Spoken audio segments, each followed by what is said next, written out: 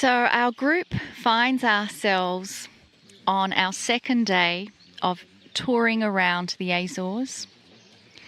And yesterday's channel gave a startling revelation that the Lemurians did indeed come to these islands. And perhaps that isn't startling information for those who feel energy that have been to these islands before, because those who feel energy have always felt that there was something special about this place, not just the ecological and biodiversity uniqueness of it, but the energy of it.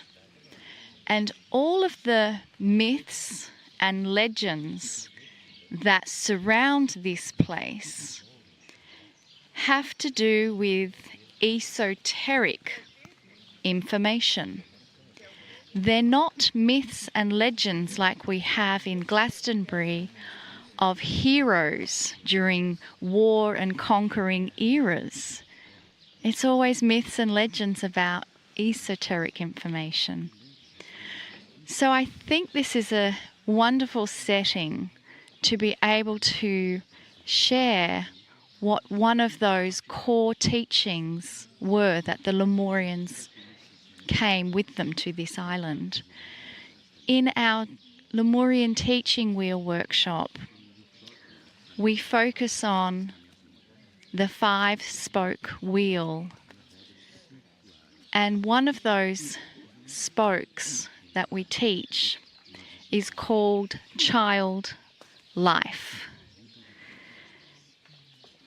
Now, child life, in the teaching of this subject, the children are given one version, and when they have their initiation, they're taught the adult version. So for the women, it's actually when they have menses. That is when they get initiated. And that is when they learn about the adult version of those deeper truths. So what are the children version and what are the adult version of that spoke, child life? Well, here are the 3 things they teach the children. The first one is that joy is sacred. Joy is sacred. Joy is absolutely sacred.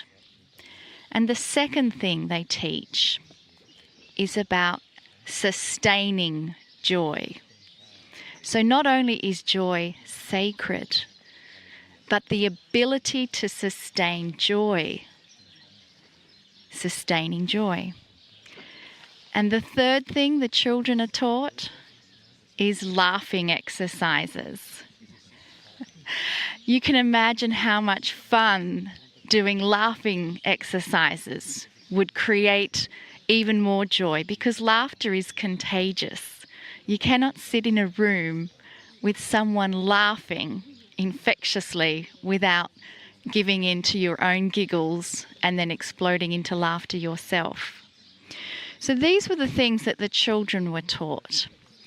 But then as adults, this information on the child life spoke moved into other subjects.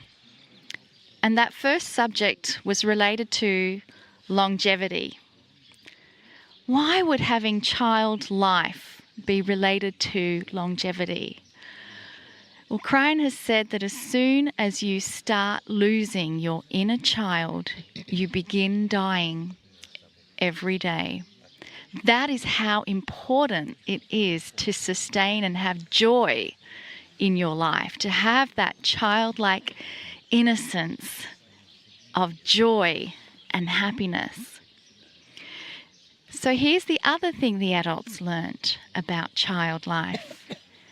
It was about healing. Because indeed, if you could embrace that joy and inner child, it brings healing. And lastly, this one is probably a little difficult for most because the adults were told about passing to the other side of the veil with joy. Oh, that's a pretty tough one. How do we treat those who are in a situation where they're passing and transitioning? How is that treated in our culture? It's not always treated with joy, and yet this is what the core spiritual truth was about passing to the other side of the veil with joy, because that is reconnecting to that oneness. And they all knew about going back to that original source. So why do I bring up this subject of joy? Because this is really the essence of the trip that we are having. And in the afternoon, we are about to embark on another excursion, this time to see whales, whale watching.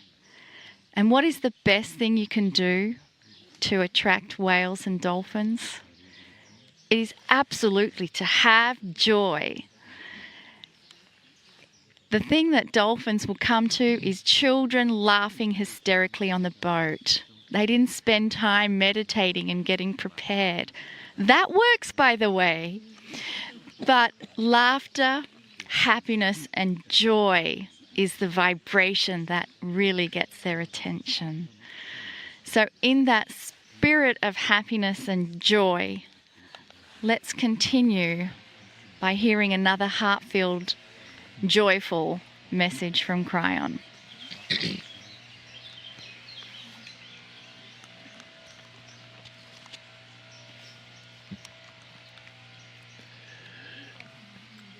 Greetings, dear ones. I'm Kryon of Magnetic Service. This is the second channel in that which you call the Azores.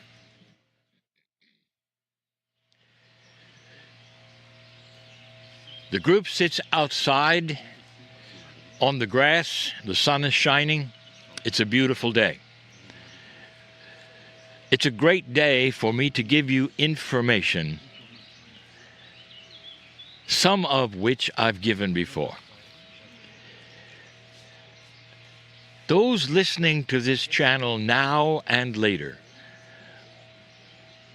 I have a message for you. I don't expect that you have heard all of the information that I have given over the years, especially when it comes to certain esoteric things about the earth. But when you come to a place like this, it's time to repeat some things, or to clarify some things, or go to a place that you didn't expect to within your heart, as perhaps you start to cognize or take within certain concepts that maybe you never did before. Each human being in their lives has a time where they can get quiet or not and begin to ponder the things that perhaps are the most important to them, and maybe even the esoteric things, the metaphysical ones, things you cannot see or measure, like love, for instance, or compassion, for instance. Show me the love meter or the compassion instrument.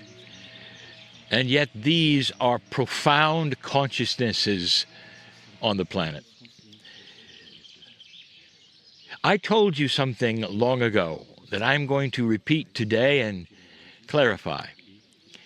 And it's very esoteric. So get ready for things you cannot see. But as we explain them, I ask you for common sense and a reality of thinking.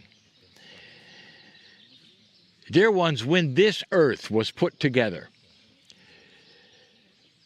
and the creation of humanity's spirituality happened, your creation story, the earth also had changes, not just the humans. You have 3 grids that I have spoken of. There's actually more, but I have spoken of 3. A physical one, which you call the magnetic grid, which does far more than you think. A second one called a Gaia grid, and another one called the crystalline grid. Now we call these grids, but do not then linearize it and see them pasted upon the earth in some strange linear fashion. Think of them as part of the planet. Think of them as perhaps glowing in a certain way with the planet. Don't put them as a structure, or you'll lose the emphasis of this message. Now let's talk about something. We have spoken to you of the Gaia grid. Now, I want you to use not just your imagination or your esoteric mind, but your logic. If you are someone who is called a tree hugger, do you feel anything from this earth? As you walk along and look at the majesty of the mountains, or indeed hug a tree, I want to ask those sensitives, is there anything there? Or are you just enamored with the plant? Do you feel communications from the planet to you in any way? Not perhaps in words, but in emotions or consciousness or anything? And the answer is yes. Yes. There are so many who use this planet and the energy of it to help those around them. They actually know that there's energy around the planet that speaks to them in certain ways. Did you know that the Gaia grid actually interfaces with astrology? It's the only way you could have astrocartography work. There are energies you cannot feel all the time, but some sensitives are very aware of them when they want to be. That's the Gaia grid. So use your logic for a moment before we go to the next one. There is an energy transmission that happens from the earth to you. How do you explain it?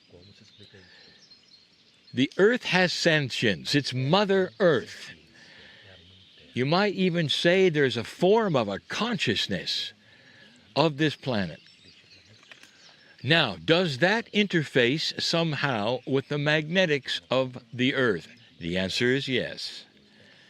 Every grid works with the other one in complex ways. And now we get to the most esoteric of them all, the third one.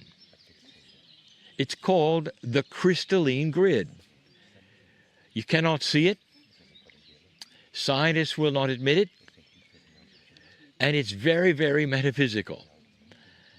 Now we're going to describe what it does. And then I'm going to enhance that description with a couple of examples. The crystalline grid of this planet is the one that remembers. Now, you know why it's called crystalline, don't you? What is it in physics, in crystals, that you know? You know that this particular stone, if you want to call it that, among all others, is capable of storing frequency. It's even used in electronics. And so the crystalline grid is named this way for it stores something. It stores human consciousness, and it's localized. Let me explain. Let's take a sensitive for a moment. Now, a sensitive is a human being who can sense energy around them. And let's ask that sensitive to walk into a field and tell us what has happened there. And sometimes that sensitive will say, I don't feel anything. Or the sensitive might think and say, oh, there was something here, and how beautiful this was. But if you take them to a place that used to be a battlefield, even if it's unmarked, they may even fall to their knees and weep, because they are sensing the battle. Now, are they sensing fear? Are they sensing the death that happened, the despair, the sorrow? Or are they sensing the consciousness of a person who might be in battle or passing over? I'll get to that in a moment. But follow my logic. What is that the sensitive is feeling? And you might say, well, something happened here, and so they're feeling it. That is not a good answer. That's not a practical answer. Let's say I'm a physicist. Let's say I'm a physicist who understands that there's energy in the ground because I'm watching people weep when they walk there. The physicist will ask the question, what is the energy transmission? How is this possible that a battle from hundreds of years ago would affect a human today who is simply walking through? That, dear ones, is the crystalline grid. There is a grid that remembers human consciousness. And that human consciousness can be anything.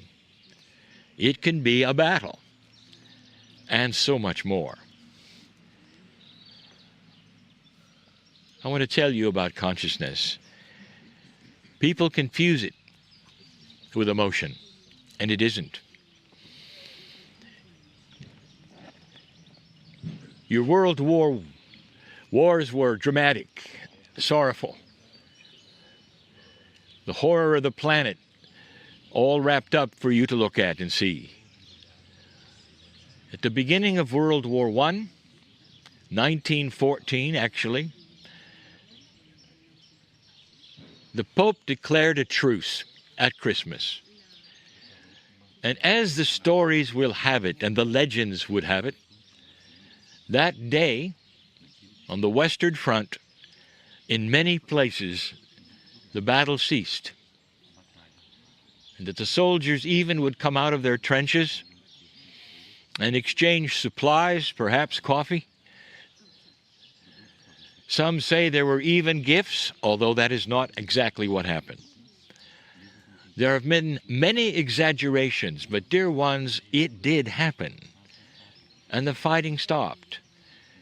And the men indeed came out of their trenches and looked at one another. There was one instance where they sang a Christmas hymn together. Now here's what I want to ask you. What kind of a truce was that? And the answer is this. No matter what the differences were in those soldiers, they had a commonality. And their commonality was their belief system of the sacredness of the Master of Love, the Christ. They were Christians. And so they had the same songs, believe it or not, even in different languages, German and English. They had the same ideas of the nativity, of the celebration, of the birth of the prophet that they loved. And what was it then that brought them together? And the answer is obvious. It is the consciousness of the compassion of love. It wasn't political. It wasn't a truce so that those on both sides could look at it differently. It wasn't. It was a cause to celebrate a consciousness. This is what we're talking about. This is the power of love, of consciousness, that would allow the ceasing between two enemies in battle that lasted and lasted, and then they stopped and sang songs for a little while. That's the power that we speak of. Let's go to Lemuria for a moment. The island of Hawaii, the big island of Hawaii. It's very similar to this one. There is volcanic activity today. There are places that steam just like here. Can you feel, perhaps, that there is a connection even to that place and this one as you walk, even if you have not been to the other? Perhaps you can relate. And on that island there is a place called the City of Refuge. And at certain times of year, in the ancient times, any warrior could go there with any other warrior, even if they were at current battle stations. Indeed, there were wars in Hawaii in the latter part, not the Lemurian part. And that is what I speak of. They both could go there at certain times of year, shake hands, sing songs, have food together. Everything was forgiven at that moment. Others who were not warriors would go there, who had done bad things in their life and had low consciousness and were starting to think about what they had done. And they could go there and be safe, in complete safety of being persecuted for anything. A city of refuge. Dear ones, what would this be? Why would this be? Because at some level, human beings came together and said, we need a place where we celebrate the consciousness of forgiveness, the consciousness of love and compassion, where nothing really matters but love. These are the examples I wanted to show you of what consciousness does to humanity. High consciousness of love and compassion is one of the strongest energies anywhere. It comes from the creative source, dear ones. It comes from the angels, dear ones. And why is this important? Because of what I told you about here. The crystalline grid is pure here. And what I mean by that is there have been no wars, and there have been no battles, and there have been no horror here. Whether it's the ancients or the current civilizations, this is pure. What has happened here is that the ancients carried here truth and joy and teaching and beauty. And the crystalline grid in this place radiates that. Have you felt it yet?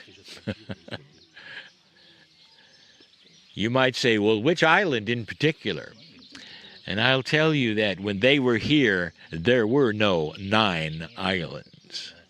It was raised high enough so that it was a small landmass, much like Lemuria.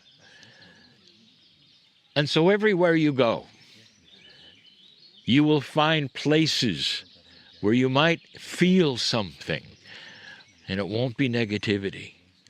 There's no dark thing here, hiding. There's only that which is the highest energy on the planet.